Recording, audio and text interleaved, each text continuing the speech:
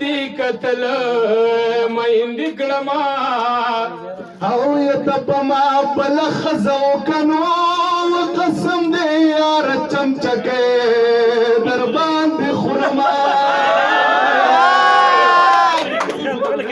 او لور د مور پشان خيسته دنو د تورنګلي بچي بلار تا او تل دینا